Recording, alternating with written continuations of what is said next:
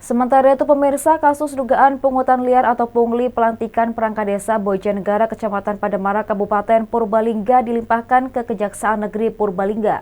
Hal ini dilakukan setelah berkas perkara dinyatakan lengkap oleh Kejaksaan.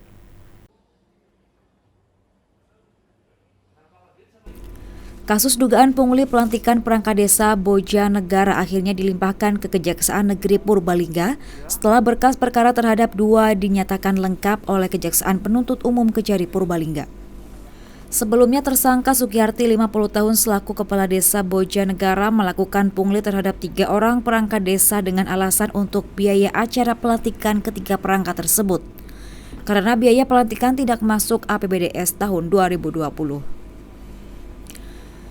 Masing-masing terlantik dimintai uang sebesar Rp26.700.000 sehingga total tersangka menerima uang sebesar Rp80.100.000 dan sebagian uang telah digunakan oleh tersangka. Dari kasus tersebut, polisi berhasil mengamankan barang bukti berupa kumpulan dokumen kegiatan pengisian perangkat desa, uang tunai sebesar Rp58.400.000, tas dan amplop penyimpanan uang, sejumlah telepon genggam, serta sejumlah nota dan kwitansi pembelanjaan. Setelah dilakukan penyelidikan dan penyidikan dan berkas perkara terhadap kedua dinyatakan lengkap oleh Jaksa Penuntut Umum Kejari Purbalingga, tersangka bersama barang bukti kemudian dilimpahkan ke Kejari Purbalingga untuk proses hukum lebih lanjut.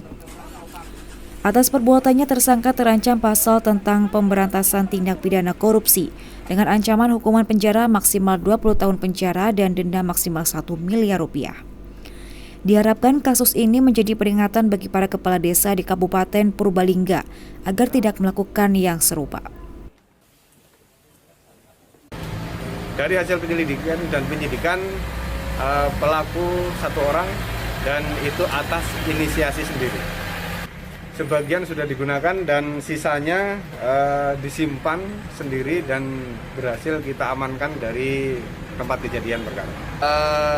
Perkara sudah dinyatakan lengkap oleh Jaksa Penuntut Umum Kejari Purbalingga sehingga pada hari ini juga tanggal 21 Juli 2020 kita limpahkan tersangka dan barang bukti ke Jaksa Penuntut Umum Kejari Purbalingga.